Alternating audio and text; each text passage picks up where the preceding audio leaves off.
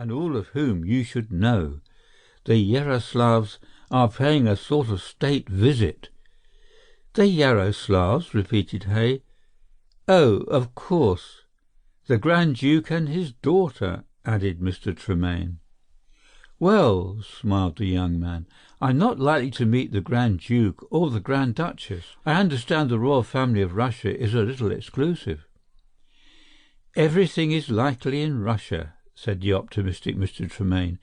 "If you come back in a few years' time and tell me that you've been appointed an admiral in the Russian Navy, or that you've married the Grand Duchess Irene Yaroslav, I shall not for one moment disbelieve you. At the same time, if you come back from Russia without your ears, the same having been cut off by your peasant neighbours to propitiate the ghost of a martyr who died 600 years ago, I shall not be surprised either.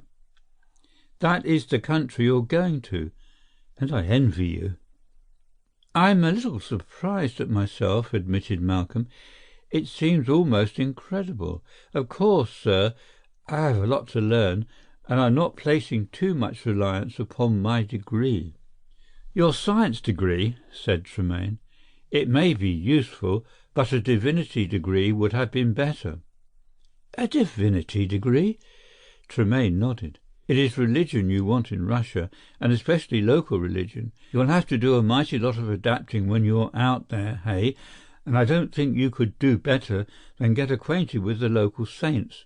You'll find that the birth or death of 4 or 5 of them are celebrated every week, and that your workmen will take a day's holiday for each commemoration. If you're not pretty smart, they'll whip in a few saints who have no existence, and you'll get no work done at all.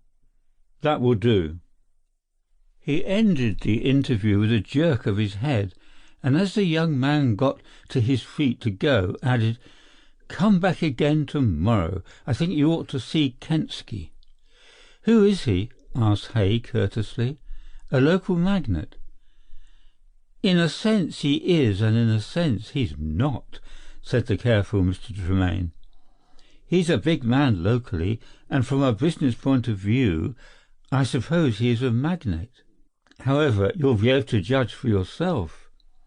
Malcolm Hay went out into the teeming streets of London, walking on air. It was his first appointment. He was earning money, and it seemed rather like a high-class dream. In Maida Vale there are many little side streets, composed of shabby houses, covered with discoloured stucco, made all the more desolate and gloomy in appearance by the long and narrow strip of garden which runs out to the street.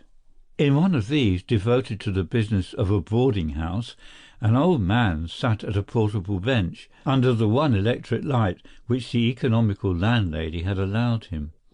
The room was furnished in a typically boarding-house style. But both the worker at the bench and the woman who sat by the table, her chin on her palms, watching him, seemed unaffected by the poverty of their surroundings. The man was thin and bent of back.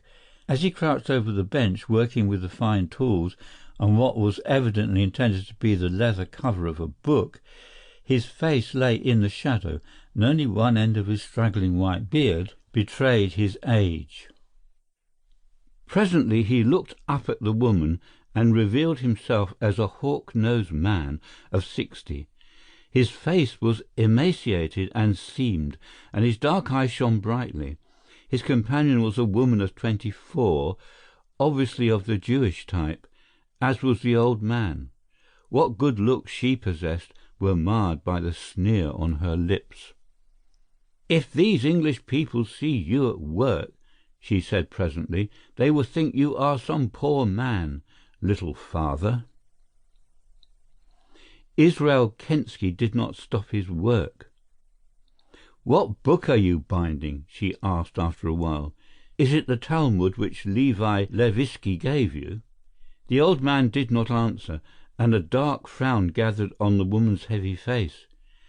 You might not guess that they were father and daughter, yet such was the case. But between Sophia Kensky and her father there was neither communion of spirit nor friendship. It was amazing that she should accompany him as she did wherever he went, or that he